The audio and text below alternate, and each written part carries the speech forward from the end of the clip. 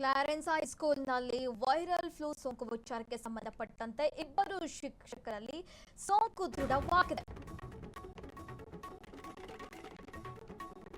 ಇಬ್ಬರು ಶಿಕ್ಷಕರಲ್ಲಿ ಸೋಂಕು ದೃಢ. ಒಪಿಡಿಯಲ್ಲಿ ಚಿಕಿತ್ಸೆ ನೀಡಲಾಗಿದೆ.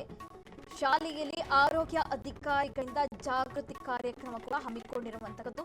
ಚಿಕಿತ್ಸೆ ಪಡೆದು ಗುಣಮುಖರಾಗಿ ಕರ್ತವ್ಯಕ್ಕೆ ಬಂದಿದ್ದಾರೆ ಶಿಕ್ಷಕರು. ವಿದ್ಯಾರ್ಥಿಗಳಲ್ಲಿ ಸೋಂಕಿಗೆ ವೈದ್ಯಕೀಯ ದಾಖಲೆ ಲಭ್ಯವಿಲ್ಲ.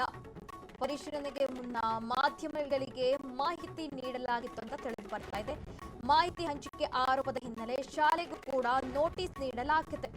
ಅನಗತ್ಯ ಗೊಂದಲ ಸೃಷ್ಟಿಸುವ ಮಾಹಿತಿ ನೀಡದಂತೆ ಆರೋಗ್ಯ ಅಧಿಕಾರಿಗಳು ಎಚ್ಚರಿಕೆ ನೀಡಿದ್ದಾರೆ.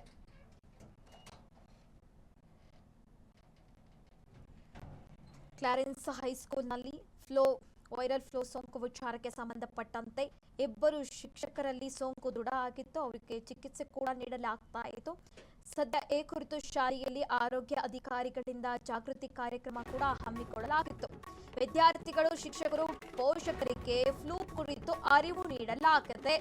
ಸೋಂಕು ತಡೆಗೆ ಅಗತ್ಯ ಮುನ್ನೆಚ್ಚರಿಕೆ ಪಾಲಿಸುವಂತೆ ಆರೋಗ್ಯ ಅಧಿಕಾರಿಗಳು ಸೂಚನೆ ಕೊಟ್ಟಿದ್ದಾರೆ. ಕ್ಲಾರೆನ್ಸ್ ಶಾಲೆಯಲ್ಲಿ 15 ದಿನಗಳ ಕಾಲ ಸಕ್ರಿಯ ಮುಂಜಾಗೃತಾ ಕ್ರಮ ವಹಿಸಲು ಕೂಡ ಸೂಚನೆ ಕೊಡಲಾಗಿದೆ.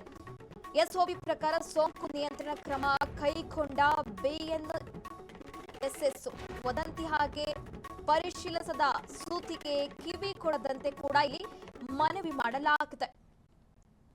ಆರೋಗ್ಯ ಇಲಾಖೆಯ ಅಧಿಕೃತ ಮಾಹಿತಿ ಮಾತ್ರ ನಂಬುವಂತೆ ಕೂಡ ಇಲ್ಲಿ ಮಾಹಿತಿ ಕೊಡಲಾಗಿದೆ. ಇಬ್ಬರು ಶಿಕ್ಷಕರಲ್ಲಿ ಸೋಂಕು ದೃಢ ಆಗಿತ್ತು. ಚಿಕಿತ್ಸೆ ಕೂಡ ನೀಡಲಾಗಿತ್ತು. ಸದ್ಯ ಶಾಲೆಯಲ್ಲಿ ಈ ಕುರಿತು ಜಾಗೃತಿ ಕಾರ್ಯಕ್ರಮ ಕೂಡ ಹಮ್ಮಿಕೊಳ್ಳಲಾಗಿತ್ತು.